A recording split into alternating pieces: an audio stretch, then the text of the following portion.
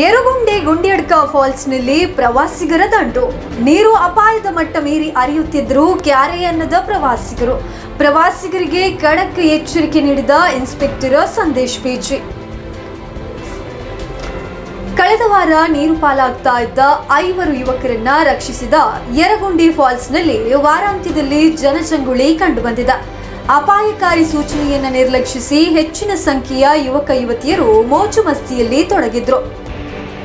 ಅಲ್ಲಿ ಬೋರ್ಡ್ ಏನಾಗಿದೆ ನಿಖಿಲ್ ಅಂತ ಊರ್ದಾಗಲ್ಲ ಊರ್ದ ಊರು ಅವ್ನು ಎಂಚಿನ ಬಾರ್ತೀನಿ ಅವ್ನು ಬಾರ್ತೀನಿ ಮಿತ್ತು ಬಾರ್ತೀರಿ ಮರನೇ 5 ಜನ ಗೊಲ್ಲಡು ಹೋಗ್ಲಿಕ್ಕೆ ಅವೇ ನಿಖಿಲ್ ತಗೊಂಡಿರುತ್ತೆ.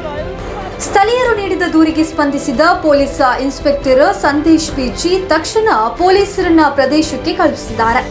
ಪೊಲೀಸ್ ಸಿಬ್ಬಂದಿ ಸಂದೀಪ್ ಬಂದ ಪ್ರವಾಸಿಗರಿಗೆ ಅಪಾಯಕಾರಿ ಸ್ಥಳದ ಬಗ್ಗೆ ಜಾಗೃತಿ ಮೂಡಿಸಿದ್ದಲ್ಲದೆ ಮಳೆಗಾಲದಲ್ಲಿ ಬರದಂತೆ ಎಚ್ಚರಿಕೆ ನೀಡಿ ಕಳುಹಿಸಿದ್ದಾರೆ.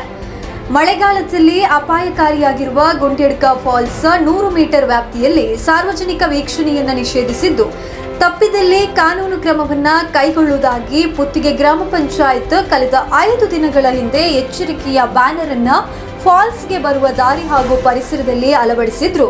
ಭಾನುವಾರ ಮಧ್ಯಾಹ್ನದ ನಂತರ 100ಕ್ಕೂ ಅಧಿಕ ಮಂದಿ ಮೂಡಬಿದ್ರೆ ಮಾತ್ರವಲ್ಲದೆ ಮಂಗಳೂರು, ಪುತ್ತೂರು, ಕಾಸರಗೋಡು, ಉಡುಪಿ ಭಾಗಗಳಿಂದ ಬಂದು ಮೋಜು ಮಸ್ತಿಯಲ್ಲಿ ತೊಡಗಿದ್ರು. ಮೇ 25ರಂದು ಮಂಗಳೂರಿನ 5 ಯುವಕರು ಅಪಾಯಕಾರಿ ಪ್ರದೇಶದಲ್ಲಿ ನೀರಿಗಿಳಿದು ಆಟವಾಡ್ತಾ ಇದ್ದಂತಹ ವೇಳೆ ನೀರು ಪಾಲಾಗುವುದಲ್ಲದೆ ಇದನ್ನು ಗಮನಿಸಿದಂತಹ ಸ್ಥಳೀಯರಾದ ಕಂಚಿಬೈಲಿನ ಲತೇಶ್, ಸಂದೀಪ್, ಸುರೇಶ್, ಗಣೇಶ್, ಪ್ರವೀಣ್ ಹಾಗೂ ಕೊಡಿಯಡ್ಕದ ಪ್ರವೀಣ್ ಅವರನ್ನ ರಕ್ಷಿಸಿದ್ರು. ಮಾಧ್ಯಮ ಹಾಗೂ ಸಾಮಾಜಿಕ ಜಾಲತಾಣಗಳಲ್ಲಿ ಪ್ರಚಾರವಾಗಿದ್ರು ಅದನ್ನ ಕಡೆಗಣಿಸಿ ಇಲ್ಲಿ ಹೆಚ್ಚಿನ ಜನ ಸೇರುವುದು ಕಂಡುಬಂದಿದೆ.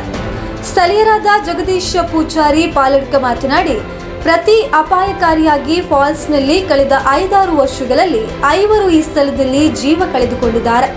ಸುರಕ್ಷಿತ ಕ್ರಮ ಕೈಗೊಳ್ಳುವವರೆಗೆ ಇಲ್ಲಿ ಸಾರ್ವಜನಿಕರ ಓಡಾಟವನ್ನ ಸಂಪೂರ್ಣವಾಗಿ ನಿಷೇಧಿಸಬೇಕು ಎಂದು ಎಚ್ಚರಿಸಿದ್ದಾರೆ.